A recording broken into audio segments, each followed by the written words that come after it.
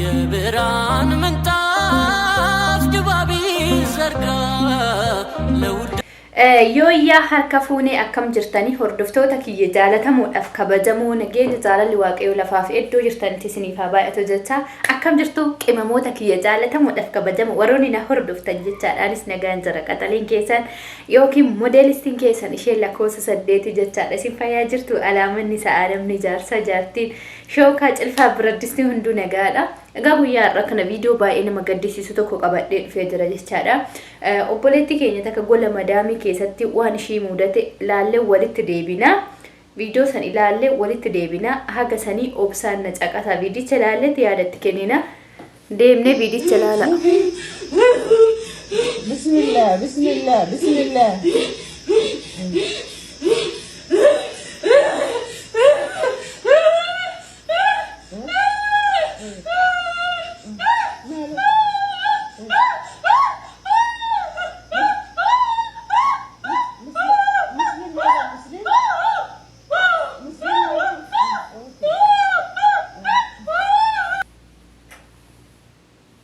So akkuma viidiyoo kana argitan jechaadha shamarran keenya gola madam keessatti rakkoon kana jedhamne shamarra hedduu ragaha. Obboleetti keenya kana sammuu ishee tuqameera jechaadha. Waaqayyo sinaa eegu shamarran keenya.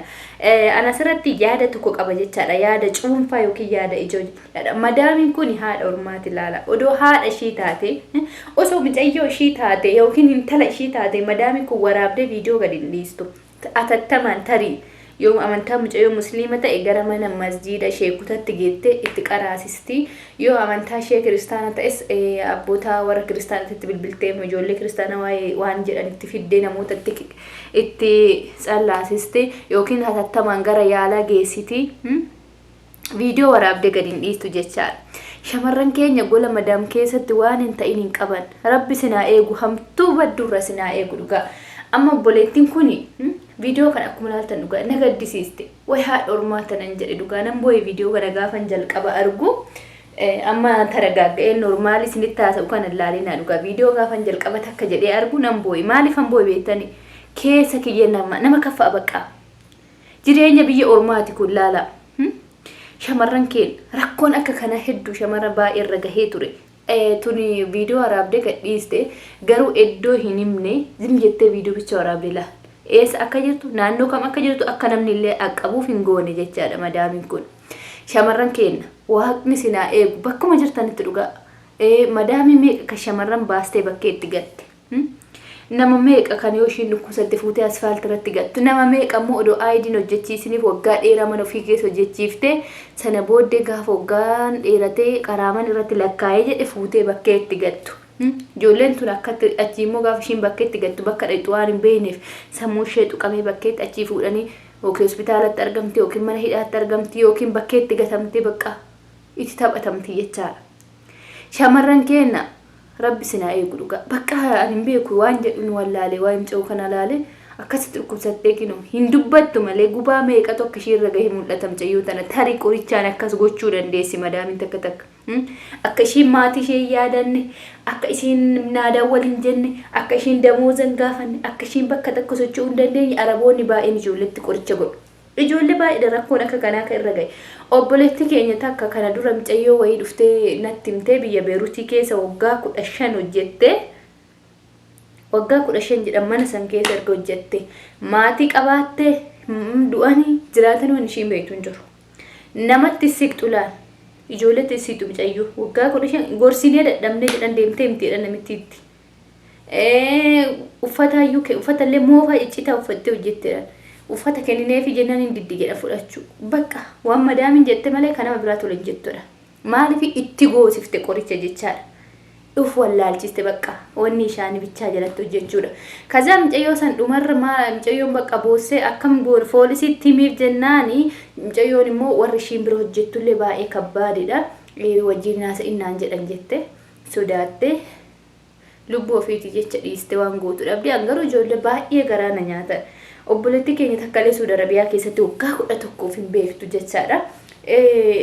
Gizee wayii argee yeroo san anillee reefuun bilbila kana waa'ee bilbila kanallee sagalee akkamitti akka ta'anii minaamina kana hin beeku yeroo sanatti jechaadha. Akka har'a bahee miidiyaarra dubbadhu kanaanti yeroo sanumaan beeku. Bilbilaayyuu hin qabu. yeroo sanatti. Ani dhufee waggaa 2 moo 3 kiyya biyya kana yeroo san ture jechuudha. Ishee gaafadhe waggaa 11 naan jette. Haadha abbaa qabdaa jedheen. Fira qabdaa akkamitti waggaa 11 teettee jedheen. In beeku naan jette. Sabiyyi kee Itoophiyaa bichaa hin beekti. Kanarraa kana fe ganda kanatti dhaladhe gosa kanatti dhaladhe maqaa ramni itti waaman bichaa himatti malee ganda ishiin beektu gosa ishiin beektu madaamin ishii immoo akka waan kana gaafatan hin barbaaddu jechaadha. Itti waan ta'e itti gootee hojii ishii bichaa barbaaddi. Micayyoon madaamin yaanta taanan hoo nyaatallee afaanii qabaate tuftee deemti. Yoo madaamin ku achi sagalee madaamin dhageesse nurra nu biraa kaatee ishii bira dhaqxee teessi malee duutee baddi malee nutti hin dhiyaattu. Duutee baddi malee. Yeroo san ani sila wanni akkanaa kun maali jedhee deemee cayyoo riyaatiyya takka wal arginutti mana haadhaa hojjettutti hime. Gaafan isheetti himu maallaan jettee qorichaan akkana goote aramni. Qorichaan kana godhani kanaafuu madaami teellee hin gaafatini yoo rabbi laaffisee fi waaqayyo kadhannaaf malee wanni goonu hin jiru. Yoon waan kana itti dubbanne tarii ishii gaafatanii madaami san gaafatanii walitti himanii nurratti illee rakkoo kana geechisuu danda'u naan jette ishee yeroo sanatti. Ani immoo bakka waan godhu dhabeesim jedhe. Yeroo san bilbilan qabu waan ani itti mee furmaata godhuu danda'u hin jiru. Miidiyaas hin beeku. Obboleetti sun amma waan ishiin irra jirtu hin beeku bakka ishiin jirtu hin beeku jechaadha. Ani mana sanii deemeera waan ta'eef mana sanii hin jiru. So ani yeroo baay'ee shamarran keenya rakkoo kana hin jedhamne irra gaha. Ka Itoophiyaa kun adduma bara. Hinde Itoophiyaan imbaasillee namni dubbatu illee hin qabnu bara. Hinde imbaasimti Itoophiyaa bar dubbatee furmaata fidu hin jiru. Ejeensiin kutaa biyya biraa amma fakkeenya biyya Filippeenii, Baangilaadesh biyyoonni biraa rakkoon akka kanaa sarraatanyoota isaanii dhabamanii jennan imbaasiin isaanii akkana xalaxalee biyyoota kam keessa iyyuu baasa. Garuu imbaasiin Itoophiyaa adda hin dubbatu. Hin dubbatu ani waan hin beeku. Biiroomti Itoophiyaa irraa dhufte iyyuu waggaa 2 darbite taanaan si hordofuu hin danda'u. Si gaafachuu hin danda'u. Furmaata si fiduu hin danda'u. Ijoollee baay'ee akkanatti dhabne. Biyya ani itti dhaladhee guddadhee obboleetti keenya takka waggaa 1 dura deemte ani immoo erga si'an dhufe. Isheen amma waggaa 15 fixxe ilaala. Waggaa 15 biyya Omaanitti fixxe. Duute jiraatte isheen beeku. Dhugaa waa sin gaddisiisu jechuudha. Maqaa ishee Asnaaquu Nasiibuu jedhamti. Biyya keenyatti mana barumsaa tokko barannee guddanne. Mucayyoo sun waggaa 15 fixxe. Garuu deemtee waggaa 3 maatiidhaa bilbiltee turte. Sana booddee yeroo waggaa 3 geessu mana geeddarachuu akka hedduu maatitti mattee turte. Gaafa maatitti mattu sana bilbiltee dawwaltee maatitti gaafa mattu sana mana jijjiirrachuufi jette. Sana booddee as buutan ishii deebistee dawwalle silkii yeroo san ishii ittiin dawwalte hin hojjetu. Biiroo ishii irraan deemte sun waggaa 15 miti waggaa 2 na biiroo Itoophiyaa nama hordofu. Maatiin waan hin beeku maatiin illee waan ta'anii gaafachuu didan karaa miidiyaa illee baay'ee viidiyoo hojjechaa turre obboleetti keenya kana. Kanaafuu haga ammaatitti hin argamne jechaadha isheen. Achumaan baddee dhabamte. Haati ishee amma haga namni biyyatti galu jedhan dhugaa maatiin keenya yeroo nutti himu bakka intalli kiyya keessa qeebelu galte atis galte intalli kiyya yoom galti jettee galgala ganamas boossi. Rakkoo kana hin jedhamne shamara keenya biyya namaatti irra ga'e dhugaa. Ani yeroo tokko biyyumti namaa kun maal dhufe hin jedha. Hiyyoomannus, beelofnus, nyaannus, dhunnus biyya keenya irratti osoo ta'e yaa Rabbi galata kee jenneeti jiraanna.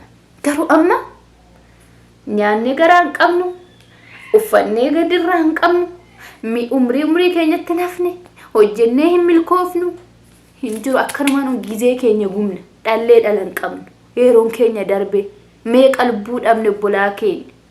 Biyya namaa kanatti jechaadha. Meeqa rakkoo meeqa maraatanii sammuu isaanii dhaban. Meeqa sammuu isaanii dhabame biyyatti darbamanii maatiin sansalataanii lafa baadiyyaa keessa jiraachaa jiru. Rakkoo kana hin jedhamne shamarran Itoophiyaatti irra kan ga'e. Garuu furmaanni hoo ka jedhu. Haga ammaa furmaanni hin jiru. Haga ammaa furmaanni kana jedhamee kan nuuf himame tokko hin jiru. Zeeroodha gara furmaatatti Itoophiyaa. So obboleeyyan keenya daraa keessaan Rabbi sinaa eegu. Rabbii gaditti illee of eegaa.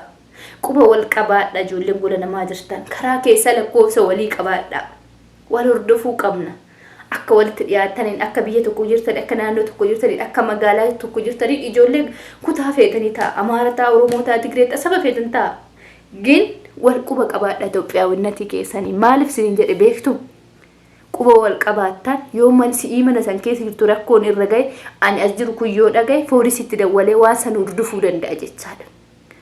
Wal hordofuu dandeenya rakkoo keessa wal baasuu dandeenya yoo duutellee duute jennee maatiidha sabrii kennuu dandeenya quba wal qabaadha ollaa tokkotti. Bilbila walii darbaa gizuma bilbila qoshaashaa gattanillee yoo ta'e lakkoofsa keessa waraqata irratti banaati bakka qoshaashaa walii kenna. Sa'aati qoshaashaa gattan wal argitan waraqaa irratti lakkoofsa barreessa walii darbaa walii bilbila yoo bakkeetti waliin dubbachuu sinti toluu dide. Kanaafuu rakkoo akkanaa kana rabbi sinirraa eegu. Shamara hedduu dhabne dhugaa. Kanaafuu ijoollee baay'ee dhabne mee ijoolleen omaan hin jirtan akkuma tasaallee yoo maduutellee kan jedhamtu taate waa'ee obboleetti keenya asnaaquu nasiibuu kana yoo barbaadda suura ishii isinii maxxansa ijoollee omaan jirtan lakkoofsa keessan koomantii jalatti naa barreessaa masrajjaa guutuu iddoo dhaloota ishii isinii kenna yoo lubbuun jiraattee lakkoofsi maatii jalaa badellee yoo bilbilallee malee hojjechaa jiraattellee yoo qorichumaanillee wallaalchisanii hojjechaa jiraattellee yoo kabeettan taate footoo gizee ishiin biyyaa baatu malee kammaan qabu maatiin waggaa kana hunda turte waan ta'eef footoo san siniif kenna lakkoofsa keessan koomantii jalatti barreessa yookiin ijoolleen homaan keessa jirtan jirra naan jedhame jirra naan jedha dhugaa obboleetti keenya kana gammaa hin arganne dhabne dhiisne baasii nun homaan keessan jiruu nun jedhan yoo gaafunnu namoota tokko garuu haadha san garaana nyaatti. Obboleetti keenya har'a asirratti akkana taatu kunillee baay'ee tokko garaana nyaatte dhugaa maaliifi tarii qorichaan of wallaalchisaniiti. Tarii nyaachii waa nyaachisaniiti tarii akka sammuu ishee adochanii akkana godhanii birrii akka isheen hin gaafanneef. Nuti arti jennee biyya keenya baane gidiraa akkasii kana keessatti yeroo kufnu baay'ee nama gaddisiisa dhugaa. Adaraa keessan walaa jajjabeessinu walaa hordofnu quba walaa qabaannu waaqayyo isinaa eegu baatanii galuun dadhabina karaa waan nagaan baasi nagaan sinaa gashu. Waaqayyo baana biyya namaatti hafuun haa ooshu aamin jedhame. Yaada keessa yoo qabaattan ergaa yoo qabaattan gorsa yoo qabaattan balballi inboxii keenya yeroo kamiyyuu banaadha. Koomantii jalatti nu barreessaa isiniin jedha. Chaanela Eebbisaa Entertainment laayikii godhaa, sheerii godhaa, sabskiraayibii godhaa. Yeroo dhiyootti immoo waaqayyo na qarqaare akkas naannoo ji'a 6 booddee waaqayyo fedha isaanaa ta'e gara biyyaa galuufanii yoon biyyatti gale waan biyya Itoophiyaanti jirtullee isiniifaan waraabaa chaanela kana laayikii godhaa, sabskiraayibii godhaa. Yaada qabdan naa barreessaa qeeqa qabdan dogongora koo kana sirreessi kan naan jettan yoo jiraate koomantii jalatti naa barreessaa isiniin jedha waan dhaggeeffattaniif galatooma na jajjabeessaa filis ani obboleetti keessan ishee mana madamii ishee ganama kaatee galgala raftu ganama sa'aatii 2 ribaa kaanee galgala sa'a 6tti kulaasii keenya seenu. Obboleetti keessan waan ta'eef jajjabina keessan barbaadana jajjabeessa bakka qimamee akka keessanii wanti walaa jajjabeessu nu yoo wal jajjabeessine nuti yoo quba wal qabaanne namni biraallee quba nu qabaa namni biraallee nu jajjabeessa waan ta'eef kanuma isiniin jechuufi galatooma viidiyoo biraatti nan walitti deebinutti turtii gaarii.